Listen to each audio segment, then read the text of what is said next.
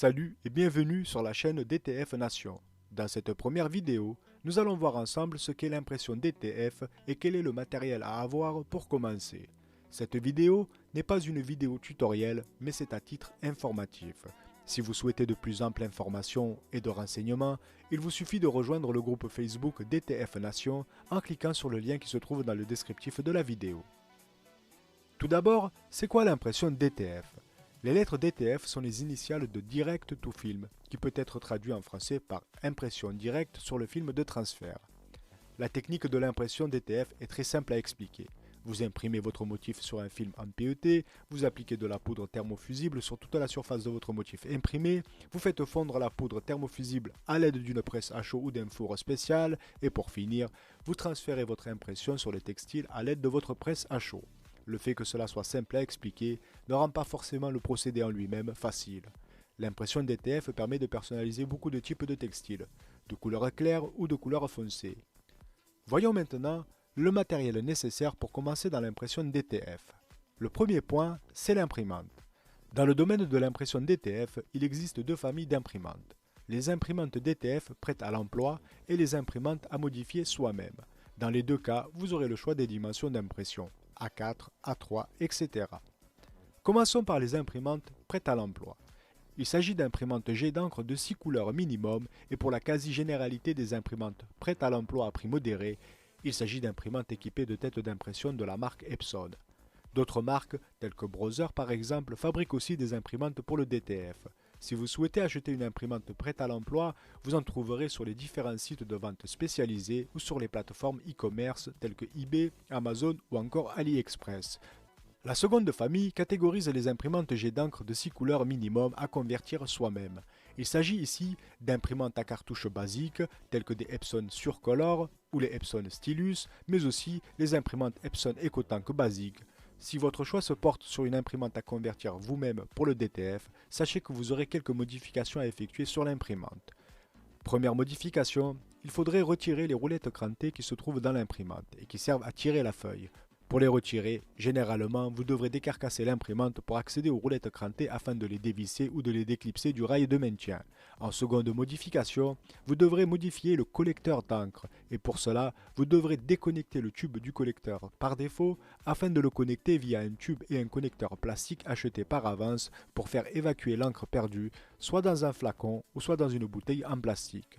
La troisième modification à faire, mais qui n'est pas obligatoire, est de retirer le support de sortie des feuilles de l'imprimante, afin de mettre à la place une tablette qui soit de la même hauteur que la fente de sortie d'impression, afin que le film imprimé sorte bien droit lors de l'impression. Pour cela, vous pouvez utiliser des grands livres par exemple, ou fabriquer vous-même une tablette en bois ou en plastique. Et bien entendu, si vous optez pour une imprimante à cartouche, il vous faudra acheter des cartouches rechargeables, compatibles et vides pour votre imprimante. Passons maintenant au second point, le logiciel RIP.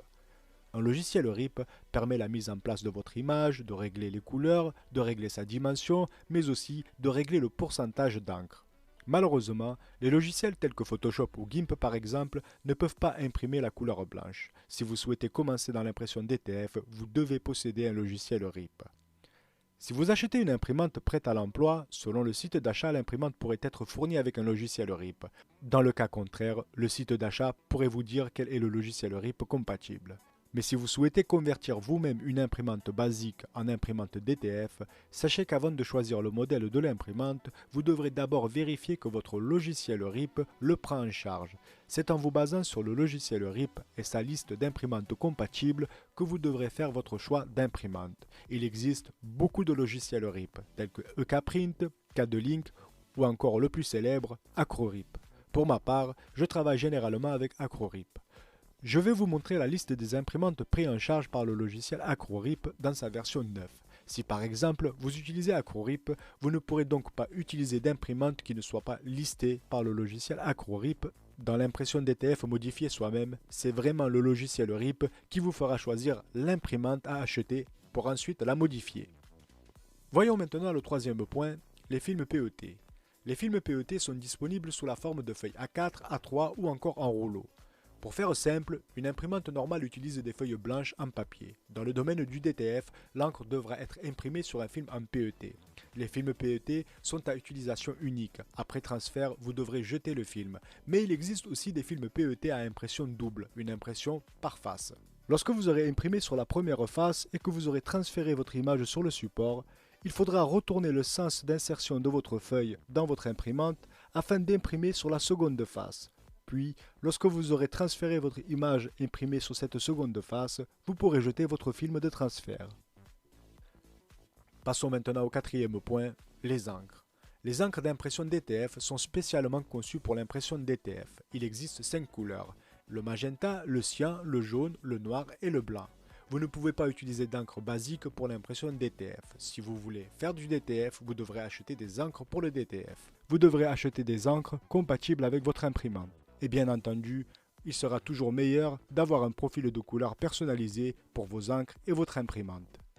Passons maintenant au cinquième point, la poudre adhésive thermofusible. C'est une poudre thermofusible qui devra être appliquée sur toute la surface de votre motif imprimé immédiatement après la finalisation de l'impression. Puis, elle devra être fondue grâce à de la chaleur, soit via un four spécial, soit en utilisant le plateau supérieur de la presse à chaud, sans qu'elle ne soit en contact direct avec l'impression. Pour ma part, j'utilise la presse à chaud. Je positionne sur mon plateau inférieur mon impression, l'impression vers le haut. Puis, je referme la presse et je laisse 1 cm d'écart entre le plateau supérieur, donc le plateau chauffant, et mon image imprimée. Vous trouverez dans le commerce des fours qui soient créés pour cela. Mais vous pouvez aussi utiliser un décapeur thermique. Je reviendrai un peu plus tard dans la vidéo à propos du décapeur thermique et du four spécial. Une fois la poudre fondue, une couche légèrement brillante et homogène se forme sur toute la surface de l'impression. Il existe 2 couleurs de poudre, la blanche est la plus utilisée. Et elle est destinée à tous les supports de couleur claire, foncée ou noire. Et vous trouverez aussi la poudre noire pour les supports noirs. Vous allez certainement vous demander à quoi sert d'utiliser une poudre noire alors que la poudre blanche est compatible avec les textiles noirs. En fait, c'est votre façon de faire et vos configurations qui vont vous amener à utiliser ou non la poudre noire. Si par exemple vous utilisez de la poudre blanche, et que vous allez étaler cette poudre sur votre impression, il se peut que quelques graines de poudre ne se fixent pas directement sur l'encre, mais sur les côtés, donc directement sur le film PET. Lorsque vous allez chauffer votre film PET, soit sous la presse, soit avec un four spécial, ces graines vont fondre. Mais lorsque vous allez transférer cette image, donc votre film PET imprimé, sur votre textile noir, encore une fois sous la presse, ce qui va se passer, c'est qu'en fait tout ce qui a fondu vont venir se fixer sur votre textile de couleur noire.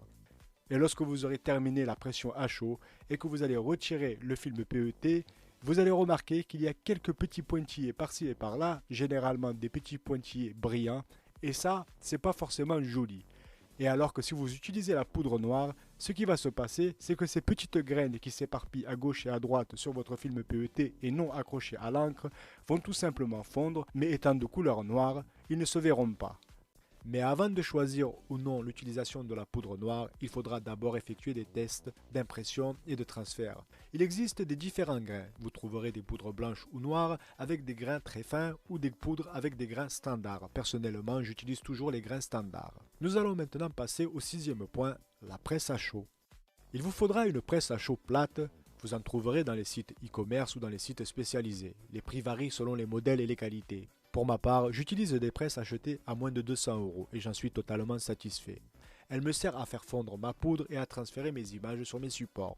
Si la question que vous vous posez est « puis-je utiliser un fer à repasser pour transférer une impression sur un vêtement ?», la réponse est oui. Bien entendu, le réglage est très important et ensuite, essayez de bien respecter le temps et la pression à effectuer. L'utilisation du fer à repasser serait plus appropriée avec une image qui est plus petite que la zone chauffante de votre fer à repasser. Si maintenant votre image est de la taille d'une feuille A4, sincèrement, je vous conseille encore une fois fortement l'utilisation d'une presse à chaud. Il faut savoir maintenant que si vous ne possédez pas de presse à chaud, vous devrez trouver une solution pour faire fondre la poudre thermofusible. Dans ce cas, je vous conseille d'acheter tout simplement un décapeur thermique. Par contre, le réglage de la température du décapeur thermique est très important. Le mouvement ainsi que la tenue du décapeur sont aussi très importants. Un décapeur thermique coûte entre 20 et 40 €. Pour rester dans le thème de la chauffe, comme je le disais juste avant, il existe des fours spéciaux pour faire fondre la poudre thermofusible. Vous trouverez ces fours dans les commerces spécialisés ou dans les plateformes e-commerce. Je vais maintenant vous parler des pigments qui se trouvent dans les encres DTF et en particulier dans l'encre blanche. En fait, lorsque vous n'utilisez pas votre imprimante pour imprimer, durant la nuit par exemple, les pigments qui se trouvent dans les encres vont descendre. Il est donc très important de toujours remuer vos encres avant l'utilisation. Par exemple, si vous vous réveillez le matin et que vous voulez imprimer, pensez à déclipser vos cartouches d'encre et à les remuer 1 à 2 minutes avant de les reclipser et de lancer votre procédure d'impression. Et si durant la journée, pendant 2-3 heures, vous n'avez pas utilisé votre imprimante, pensez à toujours remuer vos cartouches d'encre. Bien entendu, si vous souhaitez procéder à une impression. Si maintenant vous avez une imprimante EcoTank et qu'il n'est pas possible de remuer les réservoirs d'encre indépendamment de votre imprimante, il vous suffit tout simplement de lever l'imprimante à 10-15 cm et de faire des mouvements circulaires pendant 1 à 2 minutes afin de bien remuer toutes les encres. Et pour terminer, nous allons maintenant parler de maintenance. Je vous conseille personnellement d'imprimer tous les 2 jours au moins une petite image afin de faire circuler l'encre dans les têtes d'impression de votre imprimante, ce qui permet d'avoir une imprimante toujours en bonne santé et de ne pas boucher les têtes d'impression. Je vous ai mis une image à l'écran. Vous pourrez télécharger gratuitement cette image en cliquant sur le lien qui se trouve dans le descriptif de la vidéo. Il vous suffit tout simplement d'imprimer cette image sur une simple feuille blanche afin de maintenir en bonne santé votre imprimante. D'autres personnes pourront vous dire qu'ils sont restés 4 jours sans imprimer et qu'ils n'ont eu aucun souci, mais personnellement, je ne m'y risquerai pas. Bien entendu, il s'agit d'une petite parenthèse, mais la maintenance dans l'impression DTF est beaucoup plus importante. La vidéo touche à sa fin et je vous rappelle que cette vidéo n'est pas une vidéo tutoriel, mais elle est à titre informatif. Si vous souhaitez avoir beaucoup de renseignements, des informations, etc., il existe le groupe Facebook DTF Nation dans lequel vous serez toujours les bienvenus. Prenez fort soin de vous et de vos proches et bonne création.